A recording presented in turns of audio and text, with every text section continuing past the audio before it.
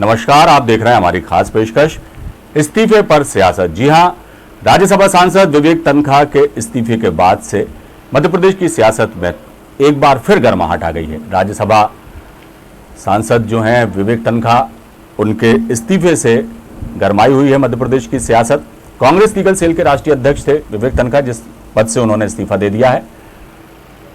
विवेक तन्खा के इस्तीफे पर गृह मंत्री डॉक्टर नरोत्तम मिश्रा का तंज भी सामने आया है। उनका कहना है कि दिग्विजय सिंह की क्लब चैट से आहत थे विवेक तन्खा, इसलिए शायद उन्होंने इस्तीफा दिया। विवेक तन्खा ने कहा कि नए लोगों को मौका मिलना चाहिए, इसलिए वो इस्तीफा दे रहे हैं। सोनिया गांधी ने भी उनका इस्तीफा स्वीकार करके उन्हें अग्रिम बधाई दे दी।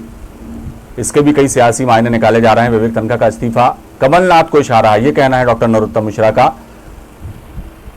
डॉक्टर नरोत्तम मिश्रा का कहना है कि कमलनाथ भी दो पदों पर बैठे हैं, लिहाजा विवेक तन्खा का इस्तीफा जो है एक तरह से उनकी तरफ भी इशारा करता है। और इस पर हम चर्चा के लिए अपने खास मेहमानों के साथ जुड़ेंगे। भारतीय जनता पार्टी से चेतन सिंह हमारे साथ जुड़ेंगे। मैंने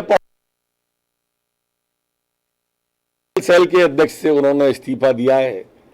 अब कांग्रेस के लोग जिस तरह से इनलीगल बातें कर रहे हैं लंबे समय से, तो कोई भी लीगल सेल का अध्यक्ष कैसे रह पाएगा।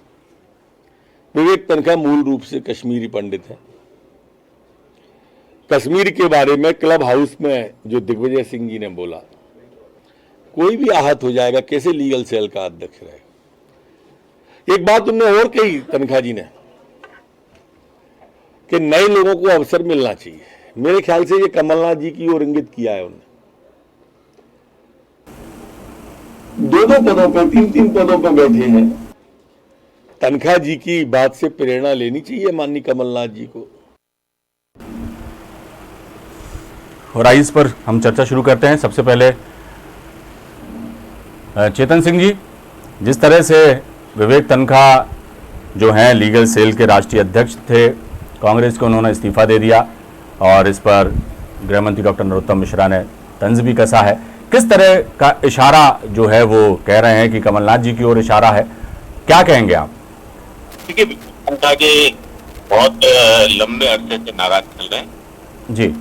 उनकी जो एक ग्रुप बना है उस ग्रुप के भी मेंबर हैं जी। कहीं ना कहीं विवेक तन्खा जी अपने आप को उस सेल में काम करने में असमर्थ महसूस कर रहे थे, अपमानित सा महसूस कर रहे थे। लगातार जिस प्रकार से देश की समस्याओं पर कम फोकस होकर के कांग्रेस के नेताओं का जो लगातार पाकिस्तान समर्थक राग था, उसको लेकर भी विवेक तन्खा कहीं ना कहीं आहत थे। मुझे लगता है सारी बातों से निश्चित रूप से विवेक तन्खा जी परेशान हो जाते होंगे और विवेक तन्खा जी ने इस पद से मुक्त पाने में ही अपनी भलाई समझी।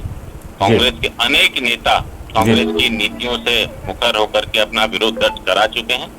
आने वाले समय में विवेक तन्खा जी एक उदाहरण नहीं है, इससे पहले भी अनेक नेताओं ने इस्तीफे दिए हैं।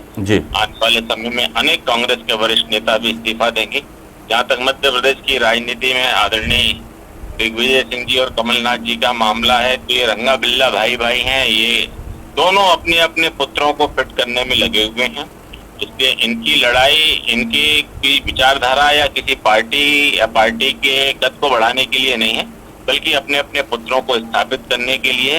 इसलिए ये किसी भी स्तर पर जाकर के कहीं भी, ये बाहर तो छोड़िए, ये अपने घर पर ही सबसे पहले चोट करने वाले हैं, चाहे वो कमलनाथ जी हो, चाहे दिग्विजय सिंह जी हो। सारे में नरोत्तम मिश्रा जी जो हमारे आदरणीय गृह मंत्री जी हैं, उन्होंने बहुत सारी जो बातें कही हैं उसके भी बहुत सारे मायने हैं। चलिए आपके पास लौटूंगा। योगेश यादव जी, क्या कहेंगे विवेक तन्खा के इस्तीफे पे? लगातार जो है कांग्रेस के खेमे से अनबन की, गुटबाजी की, इस तरह की खबरें आना जो है अब आम सा हो चला है और मोह भी भंग होता जा रहा है पार्टी के नेताओं का। क्या कहेंगे? और सवाल ही स्वाभाविक है कि जब इस तरह के कोई कदम उठाता है तो सियासत तो होती ही है और हो भी रही है। क्या कहेंगे आप?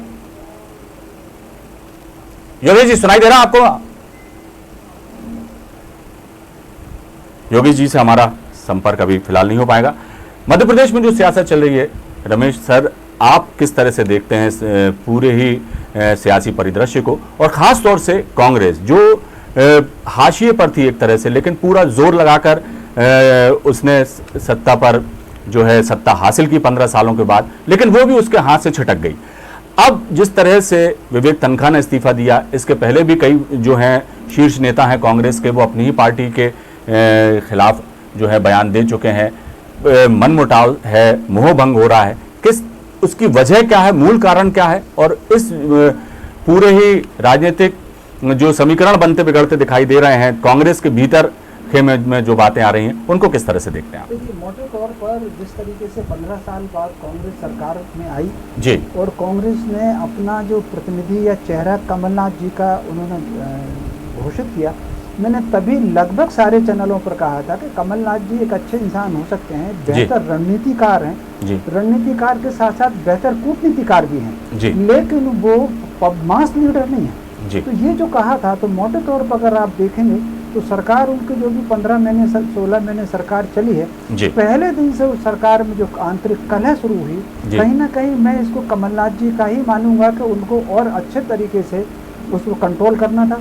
जो लोग पार्टी छोड़ के चले गए, जिनके कारण सरकार गिरी, वो तो छोड़ ही दीजिए, पार्टी के भीतर भी ऐसे कई लोग हैं जो कहीं ना कहीं एक असहजता महसूस कर रहे हैं, या समय समय पर उनके बयान आए हैं। वो लक्ष्मण सिंह हो सकते हैं, वो उमंग सिंगार हो सकते हैं, वो ठाकुर गोविंद सिंह हो सकते हैं, और समय समय पर बहुत से लोगों के ऐसे बयान आते रहे हैं। तो मोटे तौर पर ये जो त्रिकोण जैसा बन रहा था, मैं समझता हूँ कहीं ना कहीं विवेक तनखा जी ने अपना त्याग पत्र दे करके एक स्पेस दिया हुआ है, ताकि अगर किसी को करना हो तो वो आराम से इसको कर सकते हैं। दूसरा, फिर और मुझे इस बात की संभावना दिख रही है कि बहुत संभावना इस बात की भी है कि विवेक तनखा जी को कांग्रेस कोई बड़ी जिम्मेदारी भी दे दे, क्योंकि उसका कारण है कि विवेक तनखा जी के हाईकमान में खासतौर से सोनिया जी से और राहुल जी से बेहतर संबंध है। उन संबंधों के चलते वो इनको छोड़ देंगे, इसकी मुझे अभी संभावना नहीं दिख रही। हो सकता है कि लीगल सेल में, क्योंकि कपिल सिब्बल उनका सारा का सारा काम ऑल इंडिया का देखते थे, पिछले कुछ दिनों से कपिल सिब्बल जी के बयानों को लेकर के थोड़ी सी नाखुशी है सोनिया जी के मन में भी और राहुल जी के मन में भी। तो कहीं ना कहीं उस जगह को भी भरने का एक प्रयास हो सकता है, लेकिन ये सारे के सारे अनुमान है, अभी कुछ कहा नहीं जा सकता।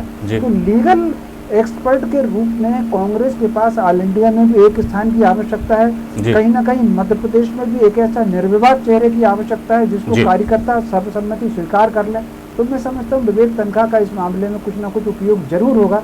विवेक तनखा त्यागपत्र लेकर के घर बैठ जाएंगे, इसकी संभावना मुझे कम दिखती है। जी योगेश जी, आप सुन पा रहे हैं हमें? हाँ जी योगेश जी सुन पा रहे हैं, क्या कहेंगे? विवेक तनखा का इस्तीफा, गृह मंत्री जी का तंज, और किस तरह से देखते हैं? देखिए, पहली बात तो मैं बता दूं, एक सामान्य प्रक्रिया है, और क्योंकि विवेक तनखा एक वरिष्ठ विचारक और कांग्रेस के प्रति समर्पित नेता है, हमारे राज्यसभा सांसद हैं, उन्होंने इस नीति का पालन करते हुए कि भाई मुझे 5 साल हो गए हैं, इस प्रभात में किसी और को बिठाएं, वो कांग्रेस के निष्ठावान और एक ऐसे ओजस्वी नेता है कि कांग्रेस के प्रति उनका जीवन समर्पित है। और जैसा रमेश दादा ने अभी बात को दोहराया कि उनका उपयोग बहुत अच्छे तरीके से किया जाएगा, आने वाले समय में कांग्रेस की तरफ से उनका अच्छी जगह उपयोग किया जाएगा। भारतीय जनता पार्टी के लोगों को तो ये लगता ही है कि बिल्ली के हाथ से कब टीका टूटे। हमारे ओजस्वी, तेजस्वी और विचारक नेताओं को ये सोचते हैं कि कब जूता पैजार हो। भारतीय जनता पार्टी के आंतरिक विरोध को ये कांग्रेस में विरोध के रूप में देखते हैं, लेकिन ये एक सामान्य प्रक्रिया है और अंडरस्टैंडिंग है। उन्होंने स्वयं सोनिया जी और राहुल जी से इस बारे में अवगत कराकर कहा है और उनका बहुत अच्छी जगह उपयोग किया जाएगा, और वो कांग्रेस के लिए हमेशा समर्पित है और कार्य करते रहेंगे। उनको इस्तीफे को लेकर अंतरकलह की कयास या कोई निराशा की कयास या इस बात का अनुमान लगा लेना कि वो कांग्रेस से रुष्ट हो गए हैं या कांग्रेस से निराश है, तो ये सब कल्पनाएं हैं, और ये कल्पनाएं भारतीय जनता पार्टी के नेता रखते रहते हैं। और हमें कोई संशय नहीं, बहुत ही जल्दी हमारे जो विवेक तनखा जी, उनको एक महत्वपूर्ण और जवाबदारी प्राप्त होगी और वो कांग्रेस की निष्ठा जाएगी। योगेश जी, जब विवेक तनखा ने इस्तीफा सौंपा तो सोनिया गांधी जी ने उन्हें उस इस्तीफे को सहर्ष स्वीकार किया और अग्रिम बधाई दी है। अग्रिम बधाई के क्या मायने निकाले जाए? बस आप समझ जाइए अग्रिम बधाइयों का मामला कि विवेक तनखा जी का उपयोग हम बहुत अच्छे तरीके से लेंगे, और आने वाले समय में विवेक तनखा जी हमारे, मैंने कहा, पार्टी के वरिष्ठ नेता हैं, और उनकी प्रतिभा और उनके विचार और उनकी तेजस्विता और उनके ज्ञान का पार्टी भरपूर उपयोग करेगी। चलिए, और जी। ये निश्चित ही इस बात की संभावना है, जैसा आपने स्वयं ही कह दिया कि अग्रिम बधाइयां दी है, तो गृह मंत्री जी को तत्काल बयान नहीं देना चाहिए। गृह मंत्री जी को कहना चाहिए कि गृह मंत्री एक रिस्पॉन्सिबल पद पर होते हैं और बहुत जल्दी बेचैन होकर वो कुछ तो भी नहीं बोलना चाहिए, थोड़ा सा उनको प्रतीक्षा करना चाहिए कि क्या है मसला क्या। चलिए, चेतन सिंह जी, अभी जैसा नरोत्तम मिश्रा जी ने कहा कि विवेक तनखा जी का जो इस्तीफा है वो एक तरह से कमलनाथ जी को इशारा है, दूसरी तरफ विवेक तनखा इस्तीफा देते हैं, उनका इस्तीफा स्वीकार कर लिया जाता है, उन्हें अग्रिम बधाई भी दी जाती है, तो इसके भी कई सियासी मायने निकाले जा रहे हैं। अब योगेश यादव जी जैसा कह रहे थे कि अग्रिम बधाई का मतलब आप समझ लीजिए कि उन्हें और कोई बड़ी जिम्मेदारी जो है पार्टी में दी जाएगी, लेकिन अग्रिम बधाई के और कई भी मायने निकाले जा रहे हैं। जी, क्या कहेंगे? योगेश यादव जी वैसे ने बहुत अच्छी बात कही है कि उन्होंने लोगों के लिए स्थान खाली किया, लोगों को स्पेस दिया है। जी, श्रीमती सोनिया जी लोगों को कब स्पेस देंगी? जी। 2 साल से कार्यवाहक अध्यक्ष हैं, ये अपना अध्यक्ष नहीं चुन पाए। जी। क्या आपके पास कोई लीडर नहीं है क्या? देखिए, वैसे आप चर्चा करो, इसलिए मैं कह रहा हूँ कांग्रेस का अंदरूनी मामला, हालांकि इस पर हम लोगों को कोई टीका टिप्पणी नहीं करनी है जी, लेकिन अगर राजनीति में प्रश्न है तो उसका उत्तर तो हमको देना पड़ेगा। जी। तो सबसे पहले सोनिया जी को ये तय करना चाहिए कि जो आपकी पार्टी की एक परंपरा है, उस परंपरा का तो कम से कम निर्वहन कर लीजिए। जी। आप कहते हो कि कांग्रेस एक आंदोलन है, एक विचार है, विचार के लाखों लोग इसके समर्थक हैं, तो उनको कम से कम एक स्थायी नेतृत्व प्रदान कर दीजिए ताकि वो कहीं भी किसी भी प्रकार की कंट्रोवर्सी होती है तो उस पर आकर के अपने विचारों को व्यक्त कर सके, फोरम तो मिले उनको। जी। हालांकि विवेक तनखा जी को लेकर के निश्चित रूप से योगेश जी ने अच्छा कहा कि उनके पार्टी में है, बहुत अच्छी बात है आपके पार्टी में जो कुछ है, लेकिन योगेश भाई इतना तो आप भी समझते होंगे कि विवेक तनखा जी ने श्रीमती सोनिया जी से, आदरणीय राहुल गांधी जी से, दोनों से ही मत भिन्नता व्यक्त की है, विचारों से भी की है, पार्टी की रीति नीतियों सिद्धांतों पर जो अभी कांग्रेस चली उसको भी आकर के उन्होंने उठाया उस फोरम पर, उस पर भी नजरें इनायत कर लीजिए। हालांकि कांग्रेस के अंदरूनी मामले हैं, लेकिन फिर भी कहीं ना कहीं विवेक तनखा जी की इस पद पर काम करते हुए जो उपेक्षा हुई है, जो उनकी बातों को कहीं तरजीह नहीं मिली है, और जिस प्रकार के क्राइसिस लेकर के बार बार कांग्रेस के युवराज और कांग्रेस के अन्य नेताओं के माध्यम से देखने को मिल रहे थे, आखिर विवेक तनखा जी कब तक लीगल सेल के अध्यक्ष के रूप में इन लोगों का बचाव करते हैं? बेहतर है, उन्होंने कहा कि जब रोज का ये काम है तो कम से कम मैं तो इस पाप का भागीदार नहीं बनूं। उन्होंने इस्तीफा देकर के एक नई मिसाल कायम की है, उन्होंने इस बात को कहीं ना कहीं सिद्ध किया है कि वे कहीं भी रहें लेकिन वे भारत के विचारों के साथ, भारत के जो संविधान है उसके कॉन्स्टिट्यूशन के साथ जुड़ करके काम करेंगे, न कि उन नेताओं के साथ जिनके विचार कहीं ना कहीं हमारी भारत की पद्धति से, भारत के संविधान से मेल नहीं खाते। हम उनके साथ जाना पसंद नहीं करते, इसीलिए उन्होंने अपने आप को कांग्रेस के इस खेल से अलग किया। रमेश सर, आपके पास आना चाहूँगा, एक जो है G23 का एक वो जो समूह बना था उसकी बैठक हुई, उसमें भी मतभिन्नता की बातें हुई। गुलाम नबी आज़ाद जो हैं वो उन्होंने भी पार्टी फोरम पे कई ऐसी बातें रखी। कपिल सिब्बल भी जो हैं पार्टी के बारे में कई तरह के बयान दे चुके हैं। ऐसे में भरे सदन में प्रधानमंत्री नरेंद्र मोदी जो हैं गुलाम नबी आज़ाद की कार्यशैली की और उनके राजनीतिक करियर को लेकर उनकी तारीफ करते हैं और बड़ा ही मतलब भावुक वातावरण हो जाता है। आज विवेक तनखा जी जो हैं उन्होंने इस्तीफा दिया है, तो गृह मंत्री भी एक तरह से उनके पक्ष में खड़े नज़र आते हैं और कहते हैं कि वो इशारा कर रहे हैं और बड़े समझदार व्यक्ति हैं, कश्मीरी पंडित हैं, कई तरह के इस तरह से बातें हो रही। ये सियासत में जो मनमुटाव, मतभेद, गुटबाजी जो कांग्रेस के भीतर खाने हैं और उसका यदि कोई विरोध करता है तो एक तरह से भारतीय जनता पार्टी के जो नेता हैं वो उस चीज़ को अप्रिशिएट करते दिखाई देते हैं। तो यहाँ भी ऐसे कुछ दिखाई दे रहा है, कैसे किस तरह से देखेंगे? जी देखिए, मोटे तौर पर हमेशा एक पार्टी का अपना जीन्स होता है जी, उसका अपना एक केमिस्ट्री होती है जी। कांग्रेस के साथ ये है कि कांग्रेस मास लीडर पार्टी है जी, भाजपा कैडर बेस्ड पार्टी है जी। कैडर बेस्ड पार्टी में कई वक्त निचले स्तर पर बात होकर के खत्म हो जाती है, ऊपर तक आती नहीं है, और आती भी है तो फिर वो अनुशासन में आती है जी। लेकिन मास बेस्ड पार्टी में ऐसा नहीं होता। मास बेस्ड पार्टी में छोटी बात भी बहुत ऊपर तक आती है जी। और यही कारण है कि कांग्रेस जिस दिन से बनी है, कांग्रेस 1885 में बनी, लेकिन अगर आप देख लेंगे तो कांग्रेस में 1891-92 से जो मतभेद शुरू हुए वो फिर 1905 तक आते बंगाल विभाजन को लेकर के जो दो फाड़ दिखाई देती है जी मतलब लखनऊ अधिवेशन के तहत बाकायदा हाथापाइयां भी उसमें हुई हैं। या जिस तरीके से गांधी जी ने त्याग पत्र दिया, या जिस तरीके से और तमाम लोगों ने, मोतीलाल जी नेहरू ने एक बार अलग पार्टी बना ली थी, ये मेरे ख्याल से 1915 के आसपास की बात होगी। तो खुद इंदिरा जी के समय कांग्रेस में 2 बार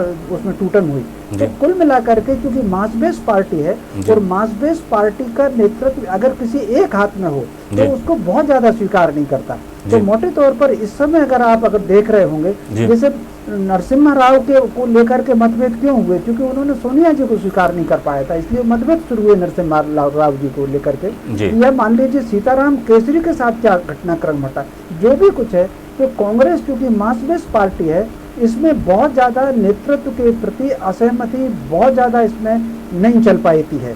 तो इसी बीच में अगर गुलाम नबी आजाद ने या वो 22-23 लोग हैं जो 2 बार अपना बयान दिया है और कपिल सिब्बल भी उसमें से हैं, या तो फिर ये होगा कि ये अपनी बात को छोड़ करके बिल्कुल सरेंडर होकर के या अपना नेतृत्व को स्वीकार करें, या फिर जिन लोगों ने जो बातें कही हुई हैं वो कहेंगे तो कहीं ना कहीं एक अंतरधारा तो अलग दिखेगी। और उसमें समझता हूँ उस अंतरधारा के विकल्प के लिए कांग्रेस कहीं ना कहीं तैयार कर रही होगी। तो फिर इस समय अगर आप देखें, एक मिनट और मैं लूंगा, तो मध्य प्रदेश तो छोड़ दीजिए, इस समय अगर आप देश भर में भी कांग्रेस देखें तो कांग्रेस इस समय संक्रमण काल से गुजर रही है। आप अगर देखें तो पंजाब में क्या है, आज पंजाब में कुछ सिद्धू जी से राहुल जी की और सोनिया जी की मुलाकात संभावित है, वो हो सकती है मुलाकात उनसे। या मान लीजिए झारखंड में क्या हो रहा है या उत्तर प्रदेश में क्या हो रहा है। तो ये जो इस तरीके से कांग्रेस के भीतर जो चल रहा है वो कहीं ना कहीं कांग्रेस संक्रमण काल से है। और मैं समझता हूँ इसके बाद जो कांग्रेस सामने आएगी, हो सकता है एक आध चुनाव उसमें संघर्ष में उनको लगे, उसके बाद उसका नया स्वरूप दिखेगा। हम आप देख लें 1905 के बाद कांग्रेस का नया स्वरूप उभरा, 1919 जब गांधी जी आए उसके बाद फिर नया स्वरूप उभरा, फिर 1936 के आसपास कांग्रेस का एक नया स्वरूप उभरा, 47 की कांग्रेस का स्वरूप बिल्कुल अलग है, 1962 में कामराज योजना के तहत कांग्रेस का स्वरूप बिल्कुल अलग आया, 1967 में अगर आप देखें कांग्रेस बिल्कुल अलग है, 69 में कांग्रेस अलग है। 69 में तो कांग्रेस के भीतर जो कांग्रेस ने कैंडिडेट राष्ट्रपति का तय किया था उसका इंदिरा जी और दूसरे लोगों ने विरोध किया और बाकायदा चुनाव हुए और राष्ट्रपति पर जो परिणाम आए सब में सामने है। तो मैं फिर 79 में कांग्रेस का एक नया स्वरूप उभरा। तो मैं समझता हूँ एक आध साल बाद कांग्रेस का कुछ नया स्वरूप हम देखने को पाएंगे। लेकिन एक बात भी है रमेश सर, जैसा आप कह रहे हैं कि पुराने कांग्रेस के इतिहास और आपके अपने अनुभव के हिसाब से जिस तरह से आपने कहा कि कांग्रेस का एक नया स्वरूप हम उभर कर सामने आएगा, लेकिन उसके लिए बहुत जरूरी है कि आपसी मतभेद, मनभेद और गुटबाजी का जो अपने से तमगा जो कांग्रेस पर लगा हुआ, उससे पहले इसको उभरने की बहुत जरूरत है, तब जाकर कहीं कोई बात बनती नजर आएगी। योगेश जी, इस बात से इत्तेफाक करेंगे क्या आप? जी देखिए, रमेश दादा ने जिस तरीके की व्याख्या की है वो संपूर्ण कांग्रेस के संदर्भ में उस समय की है कि जब कांग्रेस एक बहुत बड़ी संस्था है, समंदर के मानिंद है, तो उस समय शायद 67 की बात हो, 71 की हो, 77 का हो या 91 के बाद की परिस्थितियां हो, तो वो एक अलग। लेकिन आज के आधुनिक संदर्भ में जिस विषय पर आज चर्चा करना चाहते हैं वहाँ ऐसी कोई बात है ही नहीं, ऐसी बात करना ही बेमानी होगा। अभी हमारे चेतन सिंह जी बोल रहे थे कि सोनिया जी से और राहुल जी से विवेक तनखा जी की मत भिन्नता सामने आई है। तो मुझे ये समझ में नहीं आता भारतीय जनता पार्टी को सूचनाएं कहां से प्राप्त हो जाती है कि हम किसी को ना पता है, कांग्रेस के नेताओं को ना पता है, लेकिन इनको जरूर पता है कि कांग्रेस में और विवेक तनखा जी और सोनिया जी में मत भिन्नता सामने आई है और गृह मंत्री जी बयान दे दिए जल्दी से। तो इस तरीके के कयास लगाना, पूर्वानुमान लगाना, मुझे लगता है कहीं ना कहीं से भारतीय जनता पार्टी कांग्रेस से बहुत बुरी तरह भयभीत है और ले देकर उनका एक ही टारगेट रहता है कि सोनिया जी, राहुल जी। तो ये इस बात का भी संकेत होता है कि जो व्यक्ति मजबूत होता है, पावरफुल होता है और भविष्य की संभावनाएं होती है, तो उस तरीके की ये इस टाइप की पार्टियां उन पर हमेशा वार करती रहती हैं। तो ये एक स्वाभाविक प्रवृत्ति है और मैं इसको मानता हूं कि इनका भय, जो भारतीय जनता पार्टी का भय कांग्रेस के साथ है, क्योंकि कांग्रेस एक आंदोलन है। आज भी हम जानते हैं बीच में लोग आते रहे, जाते रहे, कई बार बुलबुले उठे और वापस समाप्त हो गए। तो बुलबुलों की तरह पैदा होने वाली पार्टियां आती रही हैं, जाती रही हैं, लेकिन कांग्रेस ने इस देश को बचाया है, संवारा है और 70 साल तक कांग्रेस ने इस देश की सेवा की है, एक आधुनिक भारत का निर्माण किया है और आगे के पद पर हम बढ़े। बीच में जरूर झोल आया 2014 के बाद, लेकिन मैंने कहा ना कि वो सब समय के बुलबुले होते हैं जो समय के साथ ही समाप्त हो जाते हैं, और ये इस बात का संकेत खुद भारतीय जनता पार्टी के नेता देते हैं। वो कितनी जल्दी टिप्पणी करते हैं, उनको टिप्पणी करने में, कमेंट्स करने में कितना कम समय लगता है, और ऐसी टिप्पणी करते हैं कि जैसे सब कुछ हो जाए। ऐसा नहीं है योगेश जी की टिप्पणी वो ही तत्काल त्वरित टिप्पणी करते हैं। अभी तो सियासत में ये लाजमी भी है कि जब विरोधी दल और विरोधी एक दूसरे की अलग अलग विचारधाराएं जब टकराती हैं तो इस तरह की टीका टिप्पणी होना किया जाना चाहिए ना, तथ्यात्मक एविडेंस विद एविडेंस तथ्यात्मक टिप्पणी करें। आप उलूल जुलूल कुछ भी बात करने लग गए। मत भिन्नता है, मत भिन्नता कहां से आ गई साहब? चलिए चेतन जी से जवाब ले लेते हैं, अंतिम प्रतिक्रिया। चेतन जी क्या कहेंगे, योगेश जी क्या कह रहे हैं? अविनाश जी, हमको पता है मत भिन्नता, इनको पता नहीं मत भिन्नता। मध्य प्रदेश से बड़ा उदाहरण क्या होगा? हम कह रहे हैं इनके लोग, इनके नेता, इनके विधायक पार्टी छोड़ करके जा रहे हैं, कहते थे नहीं ऑल इज वेल। पूछिए ना इनसे क्या हुआ। अभी जिस प्रकार से आप कह रहे हो कि राहुल जी से और सोनिया जी से हमारी पार्टी घबराती है, भारतीय जनता पार्टी उससे डरती है, मैं ईश्वर से प्रार्थना करता हूँ, आज मंगल का मेरा फास्ट है, मैं दिल से प्रार्थना करता हूँ कि सोनिया और राहुल जी ऐसे मजबूत बने रहें। अब इससे ज्यादा भारतीय जनता पार्टी क्या कर सकती है? आप बताइए। आप कह रहे हो मजबूत है, हम भी ईश्वर से प्रार्थना करें कि आप ऐसे मजबूत बने रहो। और आपके तो कई पार्टियों का उदय होता है बुलबुल की तरह, तो उन बुलबुल पार्टियों ने, जिनको आप कह रहे हो बंगाल में आप कहाँ हैं, आंध्रा में कहाँ हैं, तेलंगाना में कहाँ हैं, झारखंड में कहाँ हैं, तमिलनाडु में कहाँ हैं, यूपी में कहाँ हैं, बिहार में कहाँ हैं, कितनी जगह नाम गिनाऊं साहब। आप विपक्ष के लायक भी नहीं बचे। माफ करना है, किसी का अपमान नहीं करिए कि वो बुलबुल की तरह है। अरे बुलबुल की तरह है, जैसे भी हैं, लेकिन है तो स्थापित तो है। आप उस गेम से बाहर हो गए, आप उसके बारे में मंथन करिए योगेश जी। आपकी पार्टी, हम तो चाहते हैं कि देश में एक मजबूत विपक्ष दल रहे, लेकिन आप उसको स्वीकार नहीं करना चाहते। नहीं करिए भाई, कोई और आएगा उसका। चलिए चेतन जी, आने वाले समय में इन बातों का हल देश की जनता देगी। चलिए, चर्चा का समय बहुत कम बचा है और अंतिम प्रतिक्रिया मैं लेना चाहूँगा रमेश जी से। रमेश सर, एक बात मैं आपसे पूछना चाहूँगा कि ये बहुत तय है कि कांग्रेस पूरे देश में एक दूसरी बहुत बड़ी पार्टी है, लेकिन जिस तरह से पिछले कुछ सालों में हाशिए पर आती चली गई कई राज्यों में कांग्रेस, ऐसे में एक मजबूत विपक्ष का होना भी इस देश के लिए बहुत ज़रूरी है। और जैसा है कि लोकतंत्र का जो मज़ा है वो परिवर्तन में ही है, तो परिवर्तन के लिए भी यदि जनता किसी की तरफ देखे तो उसका भी मजबूत होना भी बहुत ज़रूरी है। तो कांग्रेस को एक नए सिरे से मंथन करके, चिंतन करके अपनी पार्टी को एक व्यापक पैमाने पर जिस तरह से उसका प्रभाव रहा है देश में, उस तरह से मजबूत करने की बहुत ज़रूरत है, ताकि यदि रुख बदलने की बात हो या जनता यदि अपना मन बदलने की बात करे तो एक ऐसी पार्टी उसके सामने होना चाहिए कि जहां वो उसकी तरफ आशा भरी निगाहों से देख सके। लेकिन ऐसा फिल वक्त नहीं है और यही जो है एक बड़ी विडंबना ही कही जाएगी। क्या कहेंगे? निश्चित रूप से बिल्कुल आपने सही कही। उसका सबसे बड़ा कारण ये है कि कांग्रेस को कहीं ना कहीं ये जो अभी नारा उछालने की और मीडिया ओरिएंटेड और मीडिया में सुर्खियां बन जाएं, ये जो भाव अभी कांग्रेस के नेताओं में आ गया है, कहीं ना कहीं जमीन से जुड़े हुए मुद्दे कांग्रेस से छूट रहे हैं जी। जमीन से जुड़ा हुआ मुद्दा उन्होंने केवल एक पकड़ा था, किसानों की कर्ज माफी का, और उसका लाभ उनको पूरे देश में मिला। उत्तर प्रदेश में भी वोट बढ़ा, मध्य प्रदेश, राजस्थान, छत्तीसगढ़ में, गुजरात में भी उनका वोट प्रतिशत बढ़ा था। तो उनको जमीनी मुद्दे उठाना चाहिए। कांग्रेस जमीनी मुद्दे से और भारतीय संस्कृति की जो मूल चिट्ठी है, कहीं ना कहीं कांग्रेस उससे दूर हुई है। आज भी उसका भाजपा ने भरपूर उपयोग किया। जब इनकी सरकार थी तो जो सुप्रीम कोर्ट में कहा गया कि राम मिथक हैं, ये जो इस तरह की बातें होती हैं, ये कहीं ना कहीं, जबकि कांग्रेस ने संघर्ष में रघुपति राघव, राजा राम, कांग्रेस का वंदे मातरम, दोनों कांग्रेस का अभियान थे, इसलिए लोगों ने उसके हाथ में लिया। तो कहीं ना कहीं राष्ट्र के मूल जो मुद्दे हैं वो उनको पकड़नी पड़ेगी, तब उसकी धरती मजबूत होगी। ये बिल्कुल सही बात है। और जिस तरह से कांग्रेस की मौजूदा स्थिति है, ऐसे में बहुत ही यदि पार्टी को मजबूती लाना है अपने संगठनात्मक तौर पर, तो ज़रूरी है कि बहुत सारी चीज़ों को उसका ध्यान देना होगा और ख़ासतौर से गुटबाजी, मनभेद और मतभेद, इन तमाम चीज़ों से उभर सके पार्टी, तभी जाके बात बनेगी। बहुत बहुत शुक्रिया चेतन जी आपका इस चर्चा में भाग लेने के लिए। योगेश जी आपका बहुत शुक्रिया। रमेश जी आपका भी बहुत शुक्रिया इस चर्चा में हिस्सा लेने के लिए। तो फिलहाल हमारी खास पेशकश में इतना ही। दीजिए इजाज़त, बने रहिए आप हमारे साथ। खबरों का सिलसिला लगातार जारी है। नमस्कार।